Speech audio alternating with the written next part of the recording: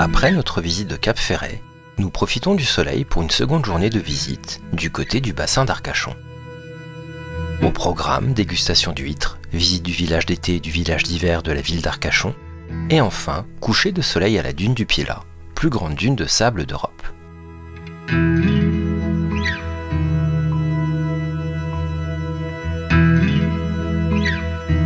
Autour du bassin, les ports et les villages ostréicoles font partie du décor, et chacun possède son charme et sa personnalité.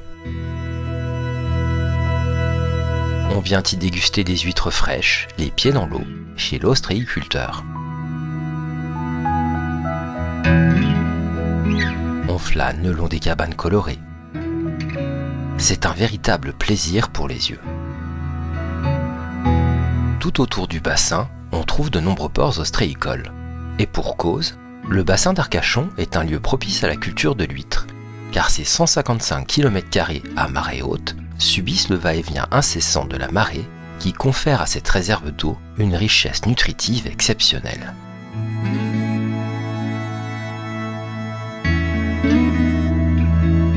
Le renouvellement quotidien de ces eaux, on tombe à 40 km² d'espace immergé à marée basse, permet de produire 7000 tonnes annuelles d'huîtres.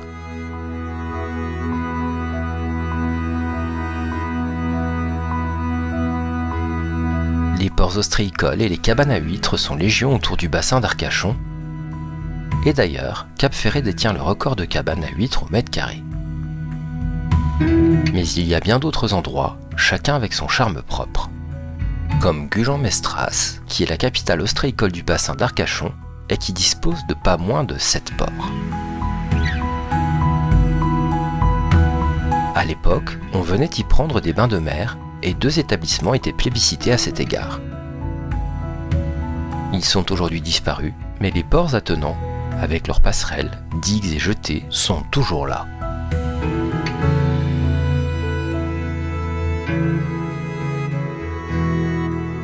Nous avons également découvert Arès, qui offre un panorama différent. Une promenade sur la digue permet également d'apprécier la vue offerte sur la pointe nord du bassin d'Arcachon et sur les paysages envoûtants de la réserve naturelle des Prés Salés. Vous l'aurez compris, vous aurez l'embarras du choix. Mais aujourd'hui, nous avons décidé de nous arrêter au port d'Audange, qui est un port typique du bassin d'Arcachon, avec ses cabanes en bois et ses pinasses. On y trouve une succession de cabanes aux couleurs vives qui abritent ostréiculteurs et pêcheurs et qui proposent d'agréables terrasses où nous allons d'ailleurs déguster en toute tranquillité quelques huîtres du bassin avant d'aller visiter cet après-midi la ville d'Arcachon.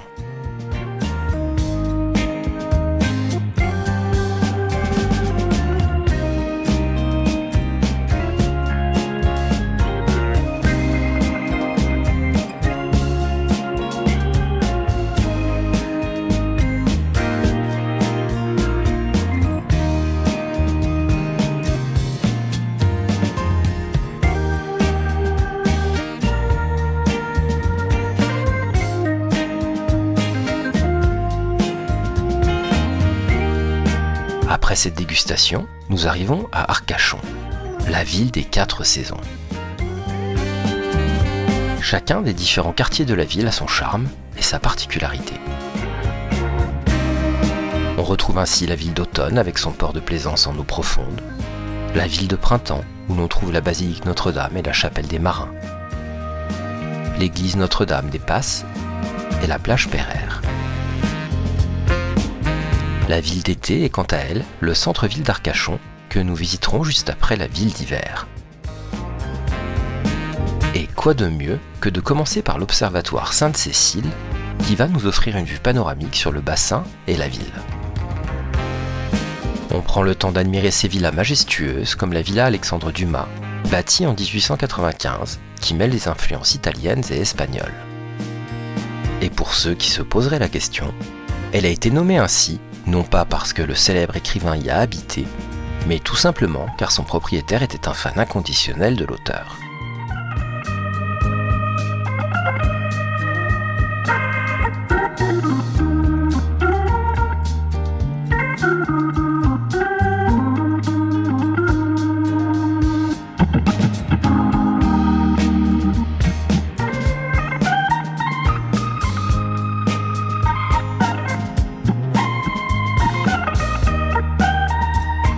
Nous quittons l'observatoire en passant par la passerelle Saint-Paul et nous profitons des paysages enchanteurs.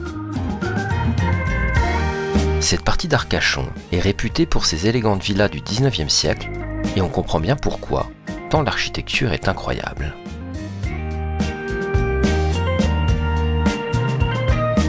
Ce quartier a été développé par les frères Émile et Isaac Pereire qui avaient constaté un afflux de malades fortunés à Arcachon.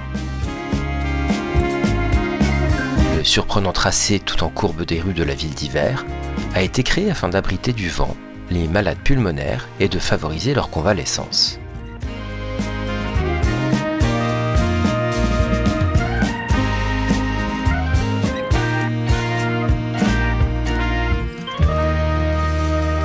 Nous continuons notre découverte de ce quartier et arrivons au parc Mauresque.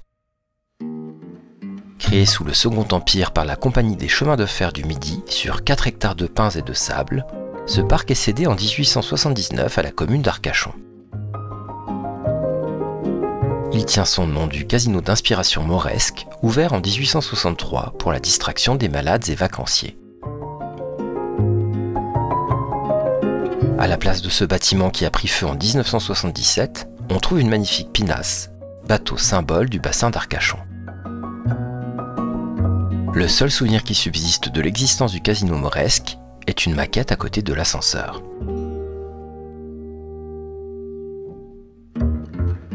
Le jardin est l'œuvre des architectes paysagistes Frusic et Claverie.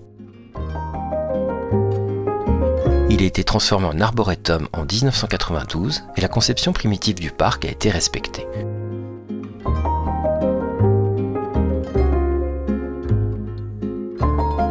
À cet ensemble paysager s'ajoute un petit kiosque du 19e siècle, un jardin d'enfants, un boulodrome et un théâtre de plein air où se déroulent des animations. On y trouve de nombreuses espèces comme des palmiers, ginkgo, liquide en barre, pin maritime. Une roseraie a également été créée en 1987. Nous rejoignons la ville d'été et empruntons l'ascenseur qui remplace le funiculaire et qui relie la ville d'hiver à la ville d'été. La ville d'été, c'est le quartier du front de mer et le centre d'Arcachon.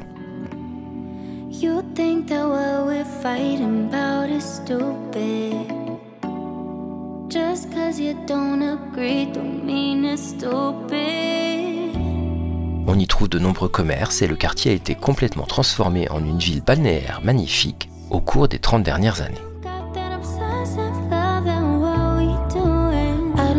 Nous nous dirigeons vers le front de mer et parcourons rues et ruelles. On y découvre le très beau bâtiment de la mairie,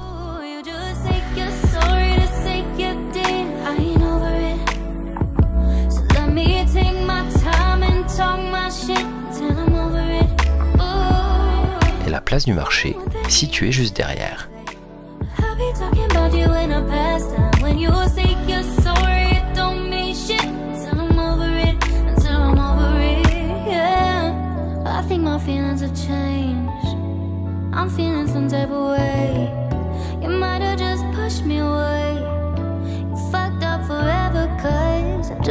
À quelques mètres de là, on trouve une belle plage de sable fin, qui est la plage principale de la ville.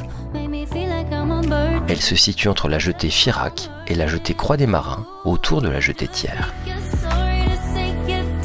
Si ce n'est pas l'endroit idéal pour les surfeurs, l'endroit est parfait pour les familles, les enfants et les nageurs, puisque la baie d'Arcachon protège des fortes vagues et des courants de l'océan Atlantique.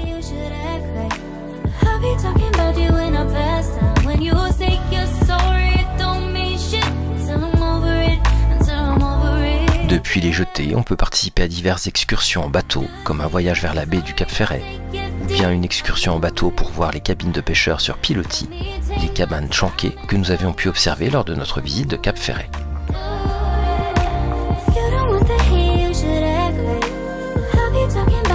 Un peu plus loin, on trouve les plages de la ville de printemps, comme la plage Pereire, la plage des Abbatiales et la plage du Moulot, cette dernière étant plus propice au surf et à la planche à voile, car elle n'est plus abritée par la baie. Et si on continue la marche de l'autre côté, on se retrouve dans le petit port d'Arcachon.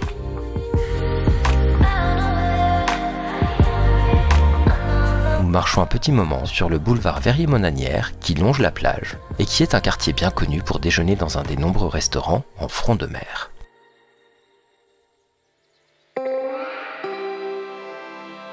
Après cette visite agréable de la ville d'Arcachon, il est l'heure de nous diriger vers la dune du Pilat. Située sur la côte d'Argent, en bordure du massif forestier des Landes de Gascogne, c'est la plus haute dune de sable d'Europe. Sa dénomination vient du gascon Pilat, dérivé du latin pila, qui signifie tas, monticule. Elle culmine à 103 mètres de hauteur et s'étend sur 616 mètres de large et 2,9 km de long.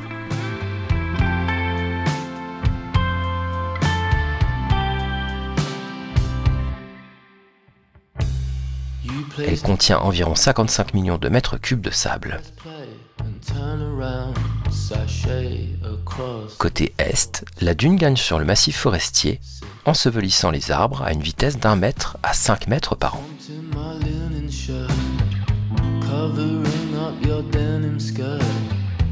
La dune du Pilat est dissymétrique, avec une pente inclinée différemment selon sa position par rapport au vent. Ainsi, la face de la dune la plus exposée au vent, face ouest côté océan, est douce, de l'ordre de 5 à 20 degrés, car les sables s'étalent lors de leur remontée vers le sommet. En revanche, la face côté forêt, à l'abri du vent, la face est, est plus raide, entre 30 et 40 degrés. Et c'est par cette face que nous nous dirigeons en haut de la dune.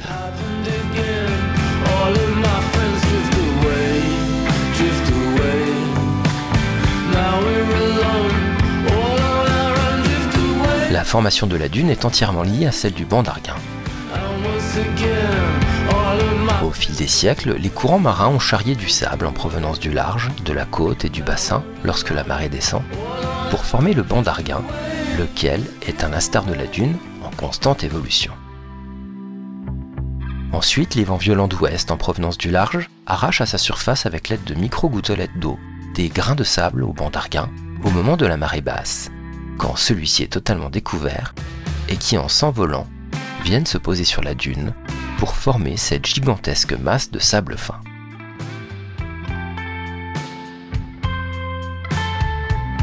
La grande dune du Pilat s'est édifiée entre 1826 et 1922, alors que le trait de côte reculait de plus de 500 mètres.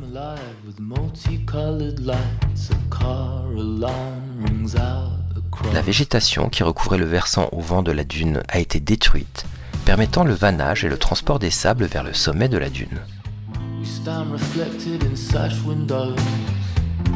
La notoriété de la plus haute dune d'Europe n'a fait que croître au cours des dernières décennies.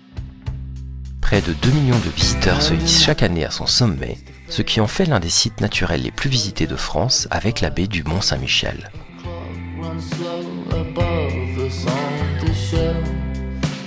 Arrivés en haut de la dune, nous nous installons sur le sable fin et profitons d'un pique-nique et d'un magnifique coucher de soleil.